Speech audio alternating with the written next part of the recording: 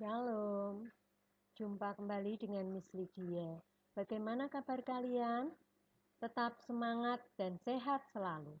Kita akan belajar bersama-sama pelajaran 2. Beribadahlah sebab Tuhan itu baik. Dalam pelajaran kali ini, kita akan belajar tentang 1. Alasan beribadah kepada Tuhan. 2. Jenis ibadah Kristen baik di rumah, gereja, maupun di sekolah. 3. Unsur ibadah Kristen. 4. Manfaat ibadah secara teratur. 5. Jenis-jenis doa.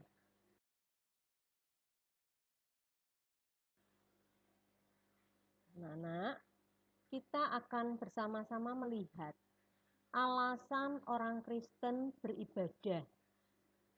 Orang Kristen beribadah bukan hanya karena sekedar kewajiban, melainkan karena kesadaran yang utuh bahwa hanya kepada Tuhanlah rasa hormat, syukur, dan pengharapan itu kita naikkan, yakni melalui ibadah-ibadah Kristiani yang dilakukan, baik di gereja maupun di sekolah atau di rumah.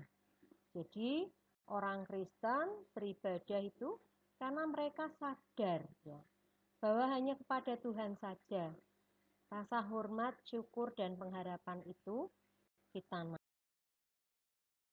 Nah, manfaat beribadah secara teratur.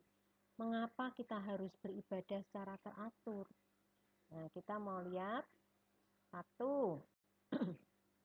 Ibadah merupakan sebuah cara untuk memelihara agar iman dan spiritualitas seseorang yang percaya kepada Tuhan agar tetap terpelihara. Kalau orang beribadah itu pasti akan mendengar firman. Firman itu akan menguatkan iman setiap orang yang percaya, sehingga kekuatan iman itu akan terpelihara. 2. Dapat belajar bersama tentang kehendak Tuhan dalam kehidupan kita. Yang ketiga, mengalami persekutuan dengan sesama anggota atau jemaat ya, sesama anggota persekutuan atau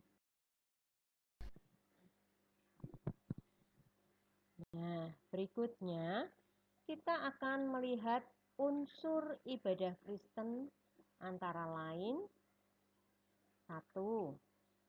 Ada pujian atau nyanyian. Yang kedua, ada doa. Ketiga, ada pembacaan Alkitab. 4. Ada khotbah atau penyampaian firman. 5. Ada pengakuan iman. Selama ini yang sering kita kenal adalah pengakuan iman rasuli yang masih sering dipakai di gereja-gereja tertentu. Kemudian yang berikutnya persembahan. Nah, pasti di dalam ibadah ada juga persembahan dan unsur-unsur yang lain. Tetapi keenam unsur ini pasti ada dalam tata urutan ibadah. Nah, tata urutan ibadah itu kita sering mengingat atau sering mengenal dengan nama liturgi. Ya, jadi yang disebut liturgi itu tata urutan dalam. Sekarang kita belajar tentang jenis-jenis doa. Nah, yang pertama ada doa epiklese. Itu adalah doa memohon pertolongan Tuhan agar kita dapat memahami firman Tuhan dan melakukannya. Atau doa memohon pertolongan Roh Kudus. Doa epiklese ini biasanya dilakukan ketika kita mau mendengarkan firman Tuhan ya.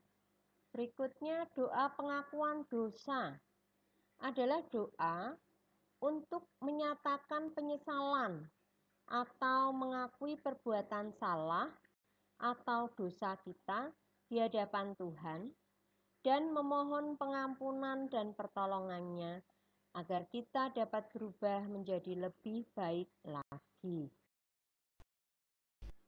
Berikutnya yang ketiga, doa syafaat adalah doa meminta agar Tuhan menyertai orang-orang lain dalam aktivitas yang mereka lakukan.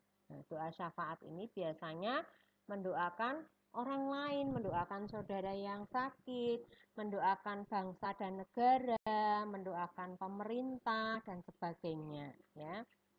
Kemudian doa berkat adalah doa untuk memohon berkat dari Tuhan agar Tuhan menyertai kita dan selalu menolong kita. Berikutnya kita akan melihat jenis ibadah Kristen, baik di rumah, gereja, maupun di sekolah.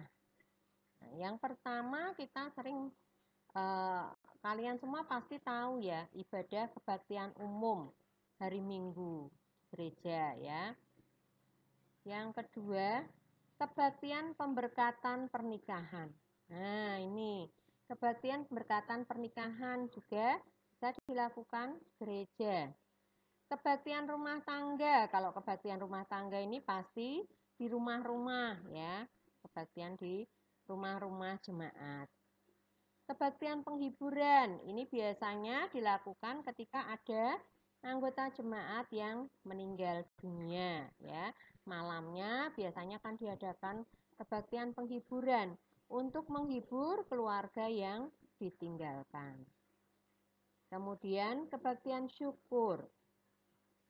Ada devotion sekolah kalau di sekolah ya. Kemudian ada juga kebaktian Padang dan masih banyak lagi ya. Contoh ketahui. Nah, anak-anak, apakah kalian sudah paham? Kalau ada pertanyaan, boleh disampaikan di grup WA kelas selama pelajaran berlangsung.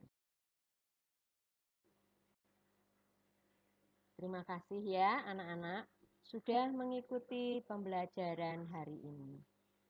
Tetap sehat, tetap semangat, jaga kesehatan.